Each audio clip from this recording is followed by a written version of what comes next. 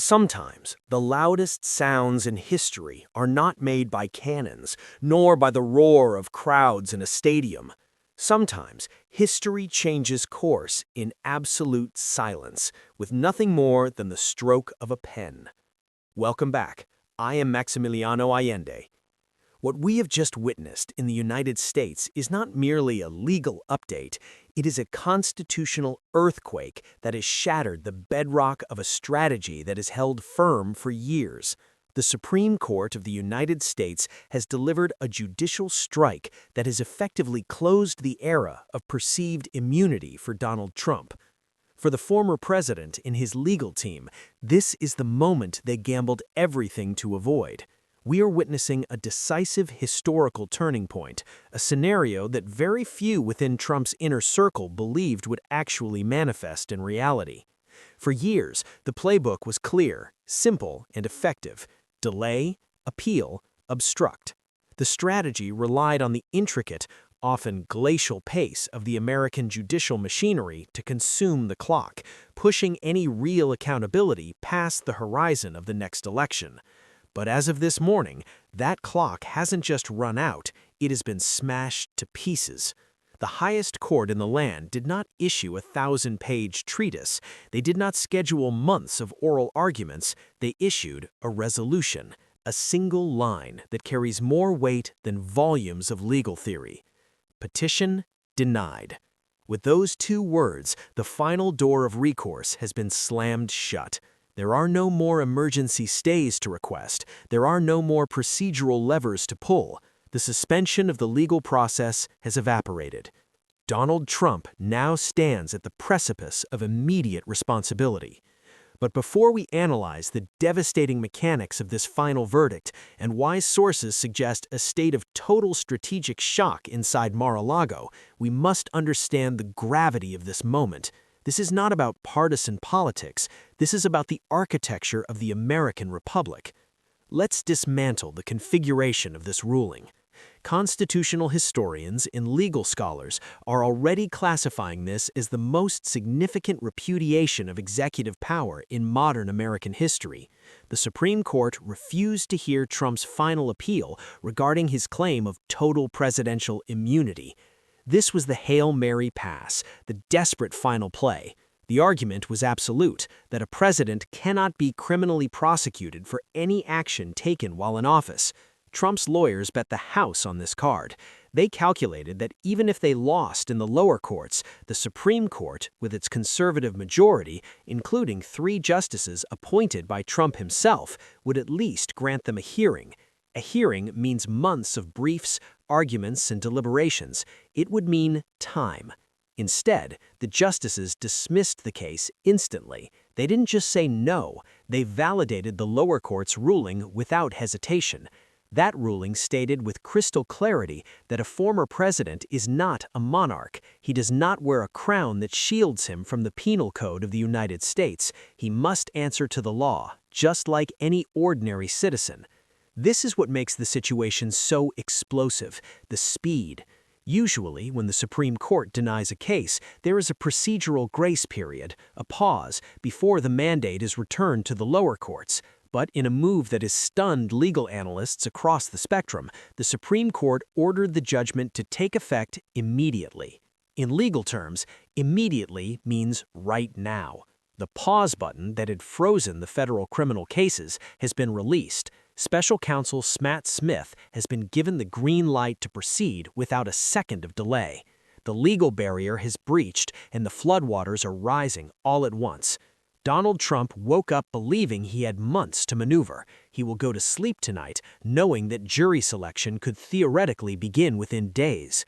Sources close to the former president describe the atmosphere at Mar-a-Lago not as panic, that is too simple a word, but an apocalyptic bewilderment. There is a profound inability to process that the judicial firewall has failed. Trump viewed the Supreme Court as his ultimate safety net, his final bulwark against the establishment. To realize that the court has prioritized the institution over the individual is a psychological blow that cuts deeper than any election loss. This is the end of the unitary executive doctrine as a shield for personal conduct. The timeline has shifted from eventually to imminently. And as we are about to see, the consequences are not just legal, they are financial, political, and deeply personal. Before we examine the devastating mechanism of this final verdict and detail why sources indicate that the financial and political fallout is far worse than the headlines suggest, I need you to take a brief pause. If you are tired of the noise, the partisan screaming, and the superficial coverage that ignores the chess moves happening beneath the surface, you have found the right place. We are building a community here dedicated to the unvarnished truth of political mechanics, not the theater of it. Click the subscribe button, activate the alerts, join our rapidly expanding network of critical thinkers. Do not just watch history happen, understand the forces that are shaping it. Welcome to the signal amidst the noise. Now, let us dissect the anatomy of this disastrous ruling. To understand why Mar-a-Lago is in a state of paralysis, we must look beyond the headline. The media is focusing on the rejection. We need to focus on the implication. The Supreme Court's refusal to hear the appeal is not just a procedural dismissal. It is a tacit endorsement of the lower court's logic. By declining to intervene, the 9 justices have allowed the opinion of the D.C. Circuit Court of Appeals to become the law of the land for this case. And what did that opinion say? It was devastating in its simplicity. The judges wrote, and I quote, "For the purpose of this criminal case, former President Trump has become Citizen Trump, with all of the defenses of any other criminal defendant. But any executive immunity that may have protected him while he served as president no longer protects him against this prosecution." Citizen Trump. Those 2 words dismantled decades of the unitary executive theory that Trump has wielded like a shield. The legal team's strategy was built on the belief that the presidency is a permanent vestment, that the office absorbs the man, and therefore the man can never be separated from the protections of the office. They argued that a president cannot function if he fears future prosecution for criminal acts. But the courts have now ruled the opposite. A republic cannot function if a president does not fear future prosecution for criminal acts. What stunned legal observers was not just the decision, but the silence of the conservative justices. Trump appointed Gorsuch, Kavanaugh, and Barrett. He expected loyalty, but he misunderstood their philosophy. These are textualists. They look at the text of the Constitution, and nowhere in Article 2 of the Constitution does it say a former president is immune from criminal law. For these justices, protecting the institution of the Supreme Court and its credibility was far more important than protecting one individual. If they had granted Trump immunity, they would have essentially declared that the president is a king. That is a line even the most conservative jurist in America was unwilling to cross. This is the failure of the personal loyalty calculation. Trump operates on transactional relationships. I gave you a job, you give me protection. The Supreme Court operates on institutional time. We protect the Constitution, so the court remains powerful for the next 50 years. And here is the detail that truly matters: the mandate. Usually, there's a delay, a grace period. The Supreme Court could have denied the case but allowed for a standard 25-day period for a request for rehearing. It's a common stalling tactic. They stripped that away. By ordering the judgment to take effect immediately, they removed the air from the room. They evaporated the pause. This means Judge Tanya Chutkan in Washington, D.C. regains jurisdiction the moment the electronic filing hits the docket. She has previously stated that the public has a right to a speedy trial. She is not interested in the election calendar. She is interested in the trial calendar. The barrier has broken, and as we transition to the consequences, we must look at the one thing Trump values almost as much as his freedom: his money. Because this ruling didn't just unlock a prison cell door, it unlocked a financial crisis that threatens to bankrupt his entire campaign. To understand the magnitude of this blow, we must understand the Trump method. For 50 years, in business and in politics, Donald Trump has operated with a singular, undefeated strategy: attrition. The philosophy was simple: if you sue me, I will countersue. If you rule against me, I will appeal. If you set a deadline, I will file a motion to extend. The goal was never necessarily to win on the merits. The goal was to make the process so expensive, so exhausting, and so time-consuming that the opponent eventually walks away, or the clock simply runs out. That strategy works in civil court. It works in business negotiations. But this morning, it collided with the unforgiving wall of the federal criminal code. The Supreme Court's one-line rejection didn't just end a legal argument, it pulverized the only timeline that mattered. The delay strategy was the oxygen of the Trump 2024 campaign.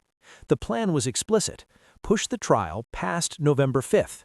If he wins the election, he orders the Justice Department to drop the case.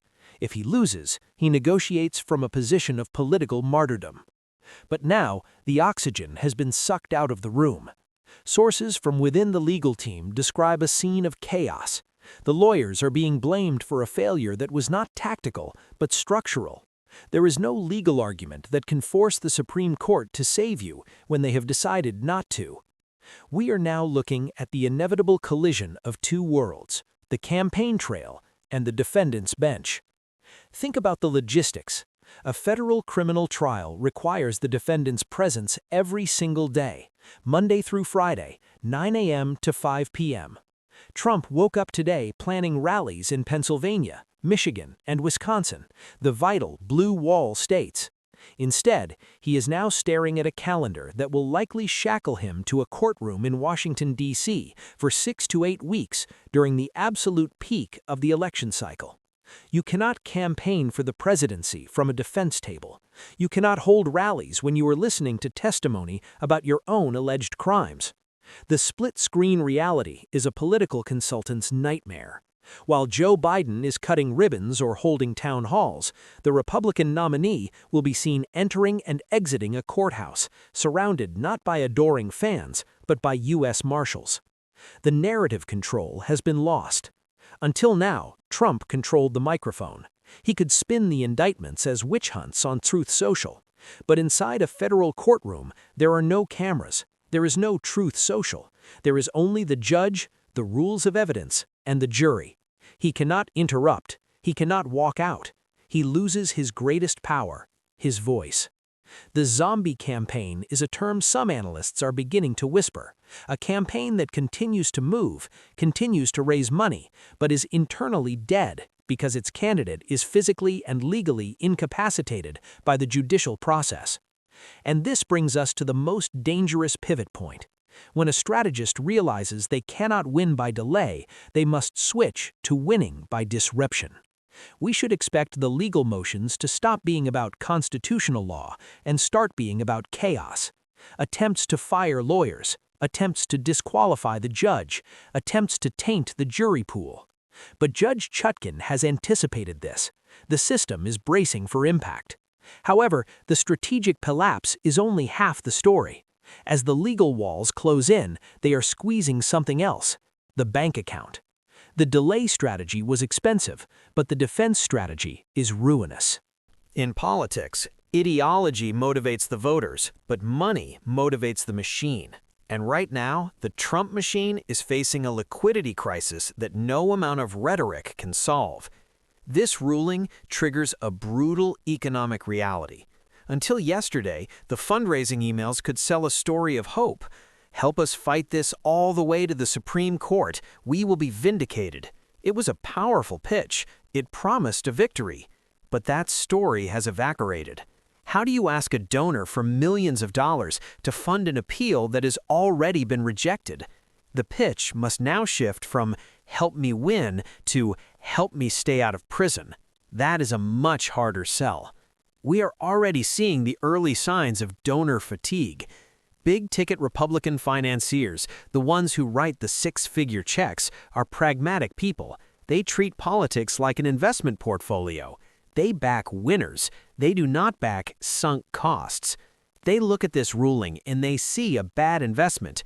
They see a candidate whose campaign war chest is being drained not by ad buys in swing states, but by billable hours for criminal defense attorneys.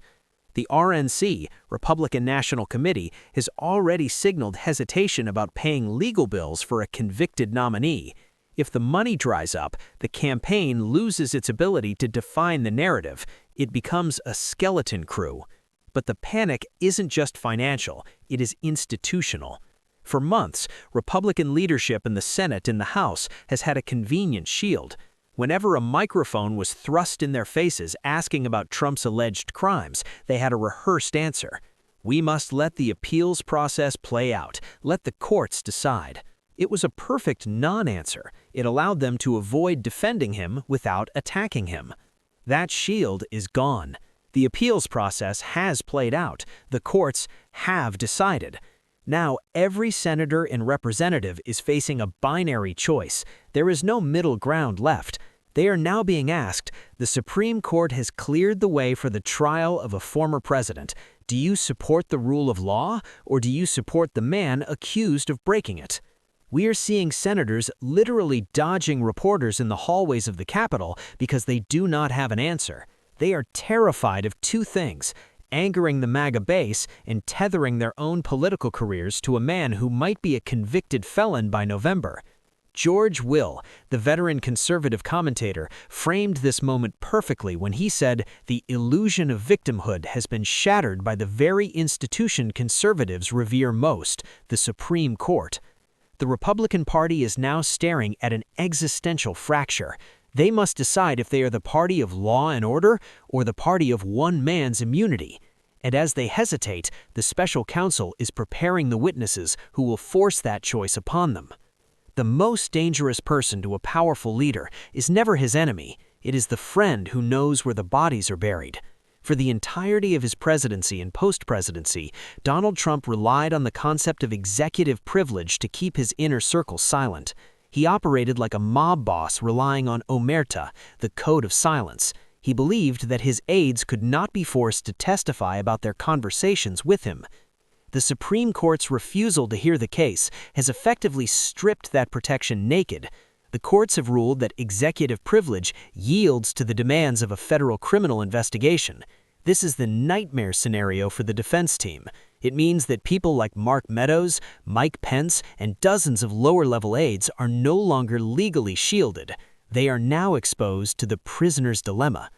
Jack Smith, the special counsel, does not need to get them to turn on Trump out of hatred. He simply needs to offer them a choice.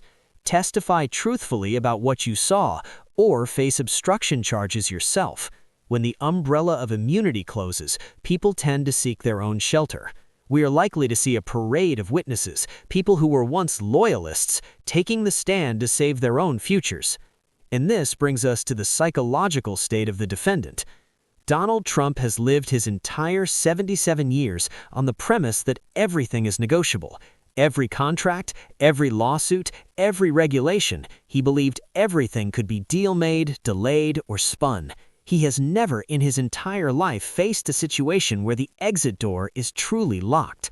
This creates a level of cognitive dissonance that is genuinely dangerous. Reports from his inner circle suggest he is alternating between deep depression and explosive fury. He feels betrayed by the judges he appointed, by the system he led, and by the lawyers he hired. A leader who feels cornered is unpredictable. We can expect the rhetoric to darken. We can expect attacks on the judges, the prosecutors, and perhaps even calls for civil unrest. But unlike in 2021, the system is ready. The marshals are deployed, the security perimeters are hardened, the judicial system knows that a cornered beast is the most lethal, and it has prepared the cage accordingly. Yet beyond the man himself, the world is watching, and what they are seeing is confusing, terrifying, and mesmerizing all at once. Washington is not an island. The shockwaves of this ruling are currently crashing against the shores of Europe, Asia, and the Middle East. We often forget that while this is a domestic legal crisis, it is also a geopolitical vulnerability. Allies and adversaries alike are watching the United States with a mixture of awe and anxiety. To the dictators in Moscow and Beijing, this is propaganda gold. They are spinning this as a sign of American decline, a chaotic system eating its own leaders. They are telling their people, look at the mess of democracy, look at the instability. But to our democratic allies in London, Paris, and Tokyo, the message is different, yet equally unsettling. They see a system that is robust enough to hold a former leader accountable, but they also see a superpower entering a period of extreme fragility. Diplomats are reportedly sending urgent cables back to their capitals with a singular warning. The United States is entering a period of introspection so deep that it may be distracted from the world stage. A distracted America is a dangerous variable in global security. But let us bring the focus back to the most surreal aspect of this timeline, the physical reality of the consequences. We need to have a conversation about something that sounds like fiction, but is now a distinct administrative possibility. We are talking about the incarceration of a former president. With the appeal dismissed, if Donald Trump is found guilty, he faces mandatory sentencing guidelines.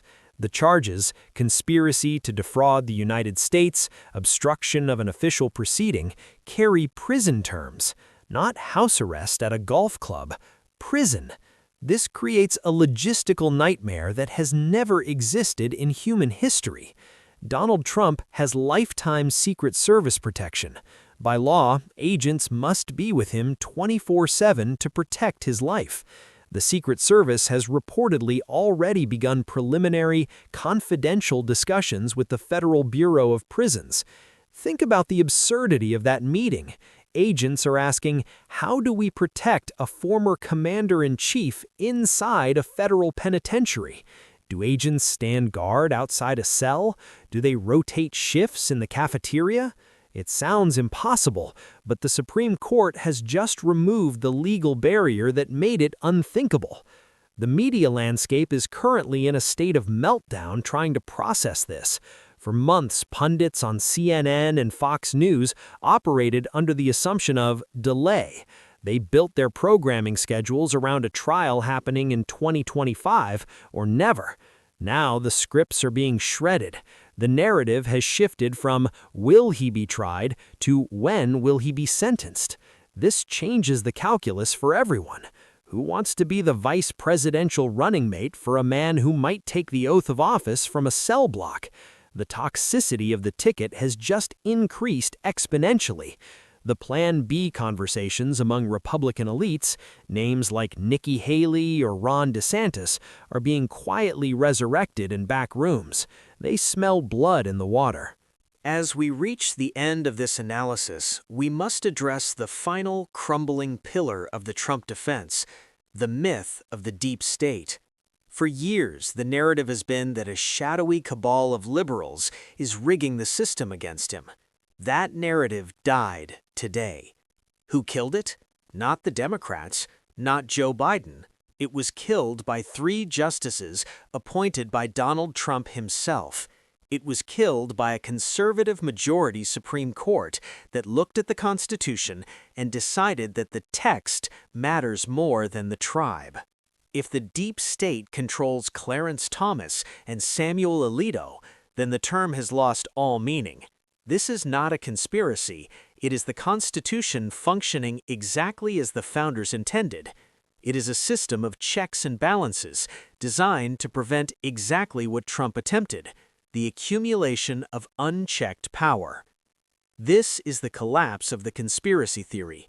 The cognitive dissonance for the MAGA movement is now absolute. They cannot claim the court is rigged when it is their court. We are entering a phase of execution. Things will get ugly. There will be noise. There will be fury. But the machinery of the law is indifferent to noise. The Supreme Court has effectively said, "We are finished. It is your turn, Judge Chutkan." So, what is the lesson here? What do we take away from this historic collision? It is a lesson as old as Rome. It is the lesson of hubris. Donald Trump spent a lifetime building a tower of invincibility. He believed he could bend reality, bend the truth, and bend the law to his will. But the law, at its best, is a mirror. It reflects us back to ourselves. And today, that mirror reflected a simple truth. In the United States of America, there are no kings. There are only citizens.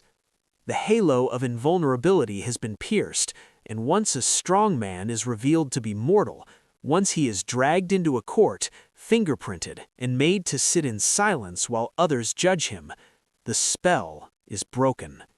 This is not the end of Donald Trump, but it is the end of his immunity, and for a man who has lived above the rules, falling down to the level of equality is a fate worse than any prison. The court has done its job. Now the voters, in history, must do theirs. I am Maximiliano Allende. We will continue to watch, continue to analyze, and continue to speak the truth when others look away. If you value this depth of analysis, verify that you are subscribed. Share this video with someone who needs to understand the gravity of this moment. Until next time, stay critical, stay informed,